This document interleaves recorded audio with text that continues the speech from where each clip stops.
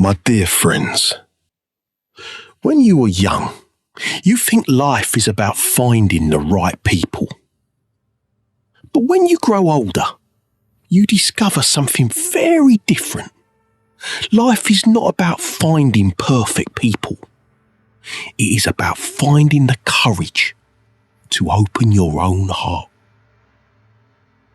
During my long life, I have met kings in history books, heroes in old stories, and ordinary people walking through quiet streets. Strangely, the ordinary people taught me the greatest lessons. Today, I want to share one of those lessons with you. It is a story about a lonely man, an old wooden bench, and a stranger who changed a life without even trying. Listen carefully. The English is simple, the words are easy, but the lesson may stay with you for a very long time. Perhaps before this story ends, you will remember someone you have not thought about for years. Before we begin, welcome to HistoriEnglish. Here, we learn English through easy, meaningful stories. If you enjoy learning this way, please subscribe and become part of our growing family. Now, take a deep breath, relax, and let us begin today's story. My name is Michael. I am 60 years old. People often tell me, "You always look peaceful." But they cannot see the quiet sadness that lives inside my heart. I live alone in a small house at the end of a peaceful street. Every morning, I wake up before the sun rises. I slowly make a cup of hot tea. Then, I sit beside my old window. I watch the world wake up. Children run to school. People hurry to work. Birds sing happily. Dogs chase each other. The streets slowly become alive. Everyone seems busy. Everyone seems happy. Everyone seems to have someone waiting for them. Everyone, except me. Many years ago, my life was very different. I had a wonderful wife. Her name was Emma. Emma loved flowers. Every Sunday morning, she filled our little house with fresh roses. She always smiled and said, "A house is not built with bricks. It is built with love." For 32 beautiful years, we lived together. We laughed together. We cried together. We solved every problem together. We were never rich. We never owned a big house. We never drove an expensive car. But every night, before sleeping, I thank God because I had Emma, and that was enough.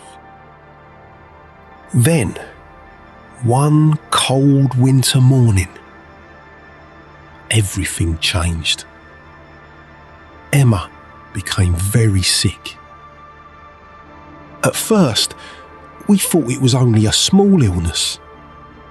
The doctors tried their best. Our family prayed every day. I stayed beside her bed, holding her hand, hoping, believing, waiting for good news. But life does not always give us the ending we hope for. One quiet evening, Emma looked into my eyes. She held my hand tightly.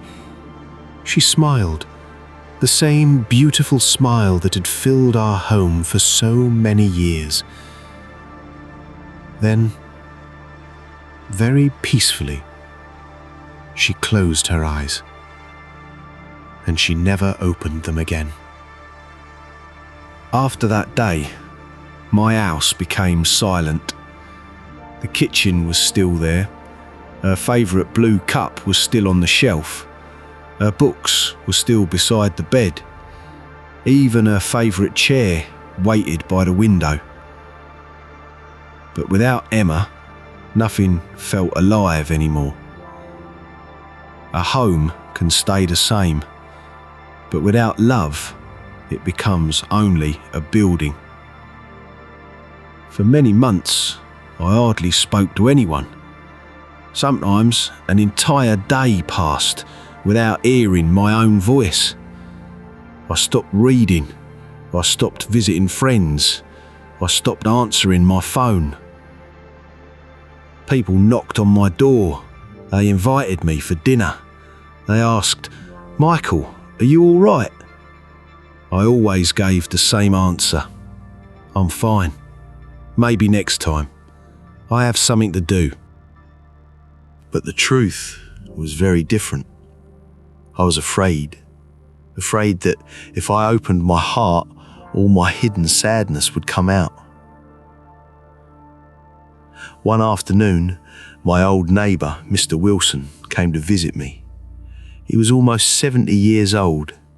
He looked at me quietly for a long moment, then he smiled kindly.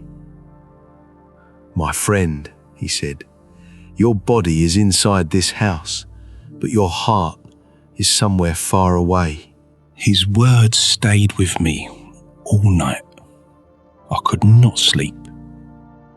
I kept asking myself, what if he is right?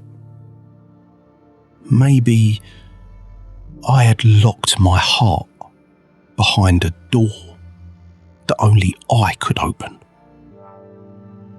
The next morning, I made a small decision.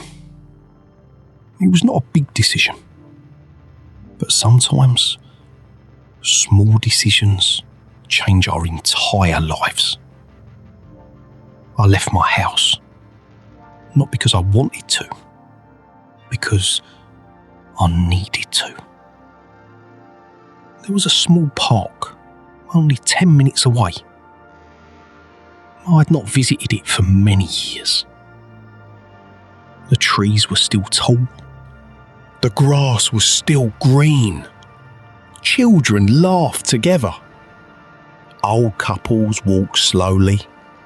Young people sat together, sharing stories. Near the centre of the park stood an old wooden bench. Its paint had almost disappeared. The wood looked old, weathered, forgotten. For some reason, I walked towards it. I sat down quietly. The cool wind touched my face. The smell of flowers filled the air. For the first time in many months, my heart felt a little lighter. I returned the next day, and the day after that. Soon, visiting the old bench became part of my daily life. But one ordinary afternoon, something happened that would change everything. I noticed someone else was watching the same bench. The next afternoon, I returned to the park. The old wooden bench was waiting for me. The trees danced gently in the wind. Children laughed in the distance. Everything looked the same. Except someone was already sitting there. It was the young woman. She held a small notebook close to her chest. She looked at the sky as if she was waiting for an answer. I did not want to disturb her, so I quietly sat at the other end of the bench. For several minutes, neither of us spoke. Sometimes, silence is not uncomfortable. Sometimes, it is peaceful. After a while, she closed her notebook and looked at me. "Good afternoon," she said. Her voice was gentle, almost like music. I smiled. "Good afternoon." "My name is Lily." "My name is Michael. It is nice to meet you." "You too." Then silence returned. But this time, it felt friendly. Lily looked around the park. "It is beautiful here," she said. "Yes," I answered. "It reminds me that life keeps growing, even after winter." She smiled. "I like that." Then she asked, "Do you come here every day?" I laughed quietly. "I think this bench has become my best friend." She laughed too. "I understand. I come here every Friday." "Why Friday?" I asked. She looked down. For a few seconds, she said nothing. Then she answered softly, "My mother loved Fridays. We always came to this park together. She passed away last year. I still come because it makes me feel close to her." I looked at the trees. I know that feeling. I lost my wife. The smile slowly disappeared from Lily's face. "I am sorry." "So am I." Something strange happened that afternoon. We were two strangers. We knew almost nothing about each other. But somehow, we understood each other. Not because of words, because of pain. Pain speaks a language that every heart understands. The following Friday, Lily arrived with 2 cups of coffee. She smiled. "I was not sure if you drink coffee." "I do. It is my favourite." She handed me 1 cup. It was warm, just like her kindness. We talked for almost 2 hours. Not about sadness. Not about death. We talked about books, old songs, rainy days, funny childhood memories. For the first time in many years, I laughed without pretending. I had forgotten how beautiful laughter could feel. As the sun began to set, I looked at her notebook. "You always carry it. What do you write?" She looked at the notebook. Then she smiled. "I collect beautiful moments." Beautiful moments? Yes. People always write about bad days. I wanted to remember the good ones. She slowly opened the notebook. The first page said, "My mother laughed every time she burned dinner."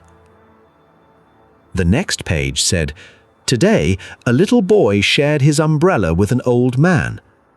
Another page said, "A stranger smiled at me when I was crying."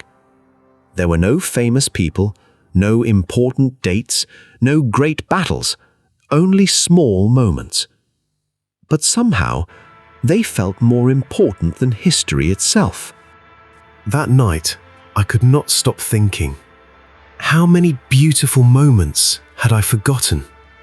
How many smiles had I missed because I was only looking at my sadness. The next morning, I bought my own notebook. It was simple, brown, nothing special. On the first page, I wrote, "Today I heard birds singing. For the first time, I listened carefully." On the second page, I wrote, "A little girl smiled at me in the bakery." On the third page, the sky looked beautiful after the rain. Slowly, my notebook became full, not with sadness, with gratitude. Weeks became months. Life did not become perfect. I still missed Emma every single day. Some mornings I still cried, but now I also smiled. I finally understood something. We cannot choose what happens to us, but we can choose what we remember. We can remember the goodbye, or we can remember all the beautiful days before the goodbye. One afternoon, Lily stood up. "I have something for you." She handed me a small envelope. Inside was a photograph. It showed the old wooden bench. 2 people were sitting there. One was reading, the other was smiling.